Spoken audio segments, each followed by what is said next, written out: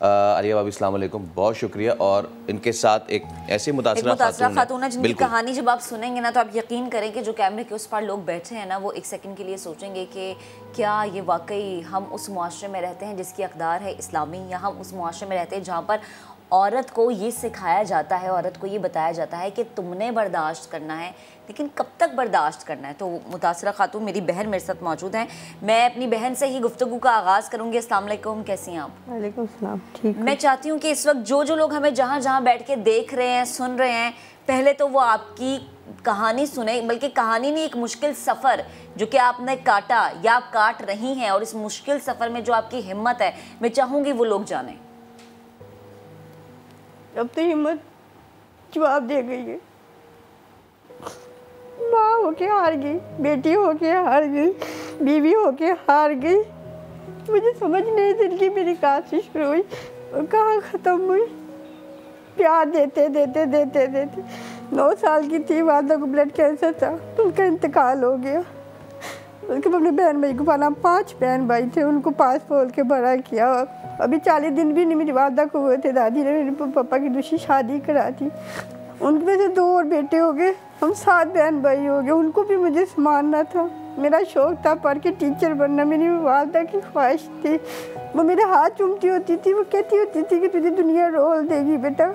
मुझे उसकी समझ नहीं आई 9 साल की बच्ची क्या होती है। अपने बहन भाई को पास पढ़ के उनको स्कूल भेजना, नाश्ता कराना।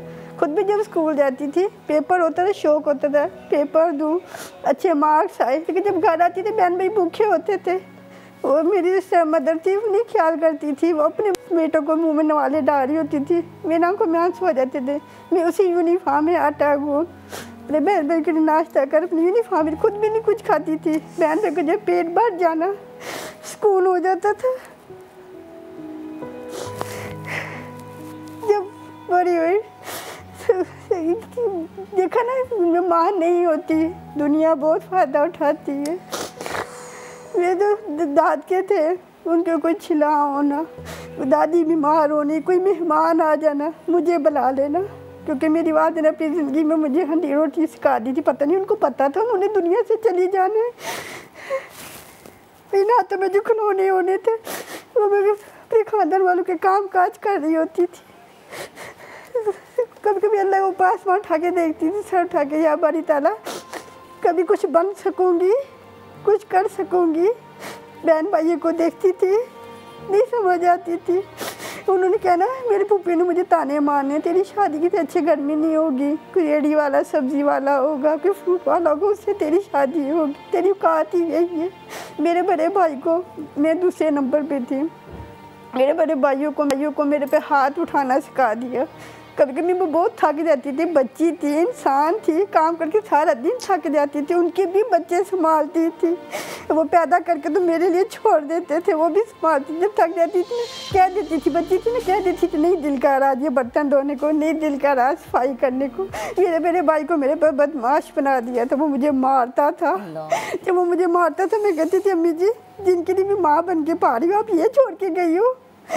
अपने भाई के आगे हाथ जोड़ती थी, भाई मैं आपसे बहुत प्यार करती हूँ, माँ के बाद मैंने आप लोगों को माँ बन के, नहीं किसी के पीछे लगो, हमें आपके साए की ज़रूरत है, हम एक बन के रहते हैं। हम कहीं चले जाते हैं, यतीम खाने वगैरह चले जाते हैं, खुदा के लिए मुझे मारो नहीं, मेरा नहीं दिल करता कभी कभी काम करने को, मैं थक जाती हूँ सबके काम करके, आप लोग को भी संभाल।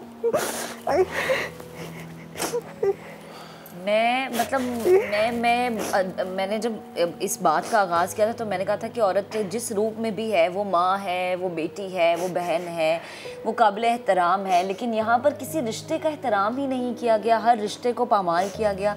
मुझे ये बताएं, ये कितने साल तक चलता रहा, ये भाइयों का मारना, भाभियों का काम करवाना या काम वालियों की तरह ट्रीट करना? 18 साल तक। 18 साल तक। और 9 साल की उम्र में आपकी वालिदा इंतकाल कर गई थी। ससुराल कैसा मिला? ससुराल सोचा था शादी हो जाएगी, चलो ज़िंदगी बनेगी, मेरे को खुशी देख सकूँगी। हर लड़के का अरमान होता है, क्यों नहीं होता? अगर मैं गलत हूँ तो आप बताएं। जब जिससे शादी हुई वो तो मुझे कुछ समझता ही नहीं था, उसने भी मुझे नुकरानी समझा, अपने घर की लोंडी समझा, अपनी माँ बहनों की नुकरानी। जब उठेंगे तो चाय चाहिए, ये चाहिए। मैंने उसे कभी पूछना कि आपको रहमिया था, अभी बेटियों बहनों वाले हमें पैसा जुल्म करते हैं, मुझ पे इतने गंदे गंदे ताने कसते थे। उनको पता था ना पीछे कोई बोलने वाला नहीं है। आज मेरी वालदा जिंदा होती तो मैं 20 साल में ना होती, वो भी मेरे लिए आवाज़ उठाती। नहीं है कोई दुनिया में किसी का। अब बहन जो बातें कर रही हैं ना, यानी कि जिनको समझा ये जाता है कि वो बहनों के लिए आहनी दीवार बनते हैं, बहनें और भाभियाँ आती हैं तो उनका बड़ा प्यार होता है, और जब शादी हो जाती है तो फिर शायद इतने टॉक्सिक रिलेशन से निकल के सोचते हैं कि चले एक से निकल के अब नई ज़िंदगी का आगाज़ करेंगे। लेकिन ये परेशानियाँ दर परेशानियाँ बढ़ती ही गई। हमारे साथ ही मौजूद रहिएगा, एक ब्रेक ले रहे हैं हम, ब्रेक के उस पार हाजिर होंगे तो हम आलिया भाभी से भी बात करेंगे। और ये कहानी एक नहीं है, औरत की ये एक कहानी नहीं है, जितने रूप हैं उतनी ही कहानियाँ, इस सब पे हम बात करेंगे। एक ब्रेक के बाद हमारे साथ ही रहिएगा।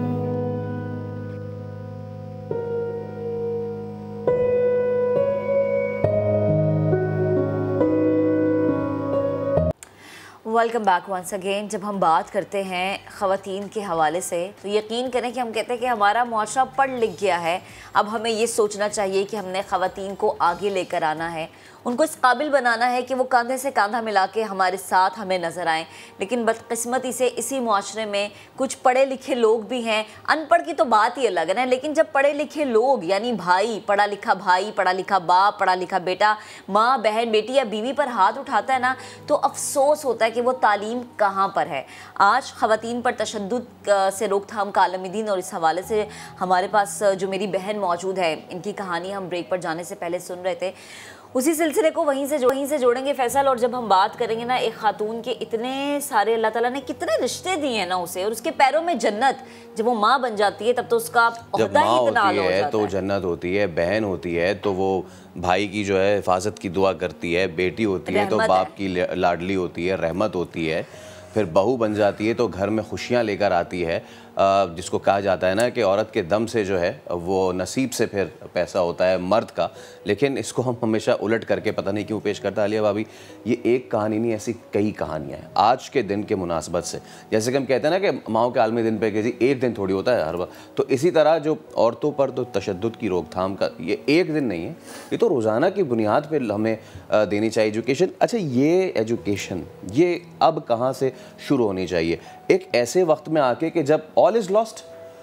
अल्लाह करे कि अल्लाह मियाँ इनकी ज़िंदगी आसान करे, और यकीनन करें क्योंकि आपके पास आई हैं, इनको हम भी मोटिवेशन देंगे, और अल्लाह ताला अपने अच्छे बंदों पे ही जो है वो उनका इम्तिहान लेता है। और कभी भी ये भी याद रखिएगा कि कभी भी वो बर्दाश्त से ज़्यादा इम्तिहान नहीं लेता। तो कहने का मकसद ये भाभी कि जो ख़त्म हो चुकी चीज़ वो ख़त्म हो चुकी, हम अब आज के दिन कहाँ से शुरू करें, अपने बच्चों को कहाँ से बताना शुरू करें कि जी अगर वो छोटी बच्ची है तो उसको नहीं मारना, अब भाई है हमारा तो उसको, बहन को अगर बहन गुस्से में है तो उसको बोलो कि जी उस पर ज़्यादा गुस्सा नहीं करना। बर्दाश्त का मादा कहाँ से शुरू करें, एजुकेशन कहाँ से हम लाएं? मुझे सबसे आसान बात करना आसान लगती है जब मैं एक मर्द की, आम मर्द की बात करती हूँ जो हमारी सोसाइटी में, और मेरे लिए सबसे मुश्किल होता है मर्द की बात करना जब बाप, भाई, शौहर और बेटे में से किसी ने जुल्म किया होता है, जैसे इस तरह के कोई केसेस हैं। क्योंकि यहाँ पे आके ना मैं कमज़ोर इसलिए पड़ जाती हूँ कि फिर वो जो एक औरत मार्च का फ़लसफ़ा है, वो फ़लसफ़ा उसके मेरे पास फिर जस्टिफिकेशंस नहीं रहती। तो मैं मर्दों से रिक्वेस्ट कर सकती हूँ, अपने भाइयों से, कि हमारी जैसी औरतों को जो मेरी तरह की और मेजॉरिटी में जो आपको इज्जत देती हैं और इज्जत देना चाहती हैं, आप इज्जत डिजर्व करते हैं, हमें इतना मजबूर और लाचार ना कीजिएगा कि हम आपकी इज्जतों को ना बचा सकें। ये मेरे पास अगर शेल्टर होम में मैंने इसको रखा है तो मैंने औरत को कहाँ रखा है? मैंने इसके बाप, भाई, शौहर और बेटे की घर की औरत को यहाँ रखा हुआ है। तो मैंने असल में उन मर्दों की इज्जत को रखा हुआ है। तो मैं ये रिक्वेस्ट करूंगी, क्योंकि इन चीज़ों के लिए तो आवाज़ उठानी पड़ती है, बल्कि डंडा भी उठाना पड़ता है, और ज़रूरी है, और अदालत भी जाना पड़ता है। लेकिन हमें वहाँ तक रखिएगा कि हम आपकी इज्जत को बरकरार रखना चाहते हैं, आप डिज़र्व करते हैं, हम रख सकें। अब हमने शुरुआत कहाँ से करनी है? वहीं से करनी है जहाँ से सिरा टूटा था। फैमिली यूनिट्स, रिश्तों का एहतराम, पैसे को इस्तेमाल कीजिए, चीज़ों को इस्तेमाल कीजिए, रिश्तों को इस्तेमाल नहीं कीजिए। हमने वापस वहीं जाना है जहाँ से सिलसिला मुनक़ता हुआ था। और अभी औरत के हवाले से एक बात और कह दूँ कि ये जब हम औरतें निकल रही हैं काम के हवाले से, जॉब के हवाले से, हम बहुत ब्लेस्ड हैं कि माशरे ने और हमारे मजहबी तबके ने भी मर्द को एक चीज़ से आज़ाद नहीं किया था, अल्लाह ने भी नहीं किया, वो है नान नफका। कि हर हाल में कभी किसी ने नहीं कहा कि औरत निकलेगी, कमाएगी और घर चलाएगी। और हम इस बात में इतने सिक्योर और इतने मजबूत, तवाना और रिलैक्स रहते थे कि इतनी बड़ी जिम्मेदारी नान नफके की हमारी नहीं है। औरतों को तालीम मिली तो मैं कहती हूँ 100% मिलनी चाहिए, लेकिन अब जब औरतों को, एक तो वो औरतें जो दही हैं या हमारे मासियाँ जो हमारे पास ये जो मेड्स होती हैं ये आती हैं, ये काम करती हैं, इनका पैसा भी मर्द रख लेता है, घर में बैठ के ऐश भी करता है, इनको जूते भी मारता है। अब मिडिल क्लास की औरत वो उस रविश पे निकल रही है, जॉब को कंपलसरी नहीं होना चाहिए औरत के लिए, ऑप्शनल होना चाहिए औरत के लिए। वो करना चाहे करे, नहीं करना चाहे नहीं, क्योंकि उस पर फर्ज ही नहीं, उसके पैसे घर के खर्चे में आएंगे, अल्लाह ने उस पर फर्ज नहीं किया। लेकिन जब हमने ऐसी चीजें औरत को दिखानी शुरू कर दी हैं कि तुम बाहर निकलोगी तो तुम्हारी इज्जत होगी, तुम्हारे हाथ में जितना पैसा होगा, तो ऐसा ना हो कि मेरे माशरे की मिडिल क्लास उन मेड्स की तरह का कोई हाल हो जाए। तो आप पढ़ें लिखें, जरूरत है घर को, आप बाहर निकलें, लेकिन इज्जत नफ्स को और अपनी इज्जत को, जो वर्क प्लेस पे कभी कभी बहुत हर तरह की हैरेसमेंट होती है, उससे सेफ रखिए। अच्छा, मैं हाँ, ये एक चीज़ बड़ी अहम है कि कई बार ऐसा होता है कि पहली मर्तबा अगर हाथ उठ गया तो अगर मर्द ने रियलाइज़ भी कर लिया तो उसको समझाया बुझाया जाता है कि चलो जी उठ गया तो क्या हो गया, एक बार हुआ है, आगे से नहीं होगा। इस पे आवाज़ उठाना एक चीज़। दूसरी चीज़ हम देखते हैं, हम यकीनन मगरबी माशरे को बहुत तनकीद का निशाना बनाते हैं, ठीक है, जो उनकी मादर पिदर आज़ादी है, जो बेरा रवि है, लेकिन उनके यहाँ बच्चे को भी पता है। मैं क्योंकि बहन की कहानी 9 साल की थी ना जब ये शुरू हुई, उनके यहाँ 9 साल 10 साल 12 साल के बच्चे को पता है कि अगर तो हाथ उठा तो उसने कौन सा नंबर मिलाना है, कौन सा डायल करना है और कब पुलिस ने आना है और कब वो करना है। इस चीज़ को बड़ा तनकीद किया गया, लेकिन उसको अपने माशरे के पैराए में रख के अगर देखें, वो हटा दें कि जी माँ बाप को पुलिस ले जाए, ये सारी चीज़ें, अगर तो ये एजुकेशन हम दे दें अपने बच्चों को कि इस तरीके से अगर आप पे इस तरह की वायलेंस होती है, आपका अपना करता है, तो आपने उसको कहाँ जाके बताना है, तो शायद इस तरह की कहानियाँ आगे चल के रुक सके। देखिए, बताना किसको बताया जाता है? सबसे पहले घर के बड़े को बताया जाता है, लेकिन बड़ा ही जुल्म ढाए। महरम रिश्ते को बताया जाता है, चारों इसके पास मौजूद हैं, चारों मिलकर जुल्म ढाएं। आप रियासत पे जाएंगे, रियासत कौन सा काम आपको करके देगी? अदालत के अपने मसले मसाइल चल रहे हैं, इतने बड़े बड़े अमीरों से फुर्सत नहीं मिल रही, तो गरीबों तक कौन पहुंचेगा?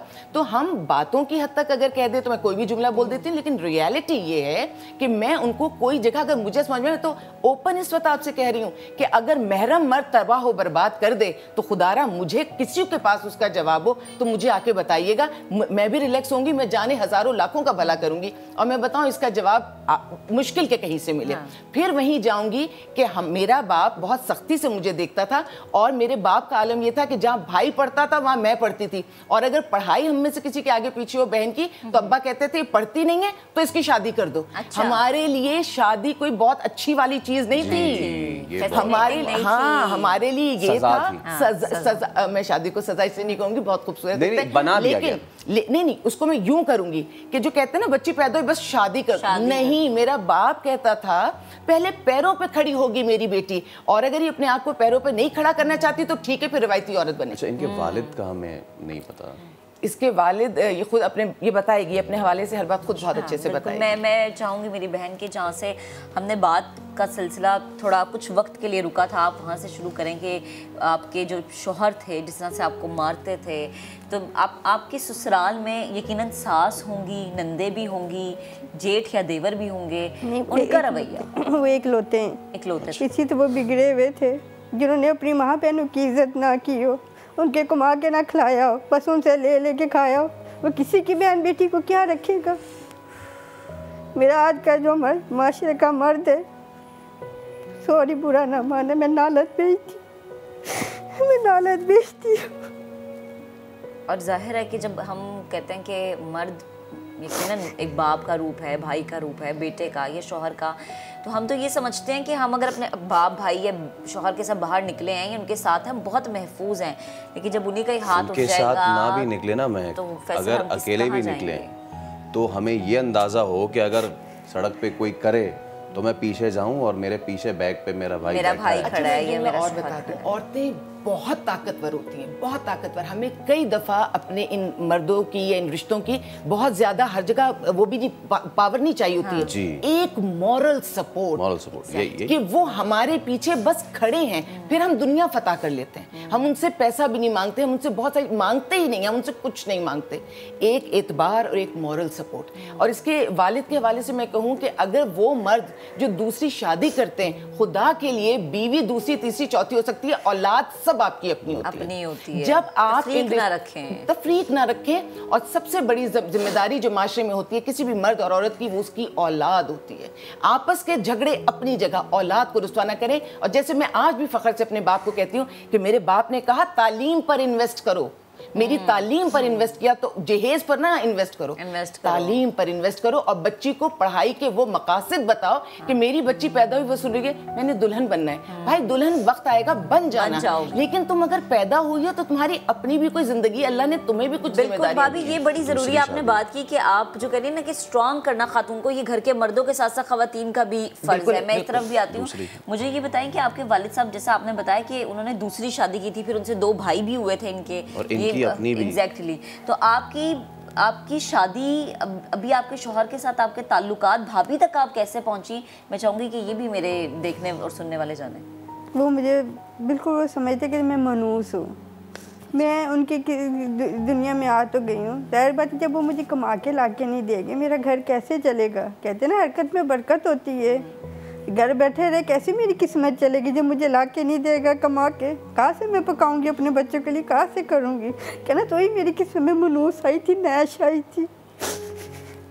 हम औरतें नैश है, हमसे बच्चे भी चाहिए, हम नेक औरतें भी बच्चों के लिए चाहिए, आपको जो तरबियत दे, जो बड़ा करे। मेरे 4 बच्चे माशाल्लाह, 2 बेटियाँ 2 बेटे। आज उनको इतना बड़ा किया हुआ, उनको इतनी अच्छी तरबियत दी। आज उठती हैं ना, अपने वाले साहब को पहले सलाम करती हैं। आधी रात को वो आवाज़ देना, बेटा मुझे ये बना के दे, भागती हैं किचन की तरफ। और आज का मत कहता तूने किया क्या इनके लिए? और आज की औलाद कहती है आपने हमारे लिए क्या किए? कहाँ से ला के दूँ मैं तुम लोग को?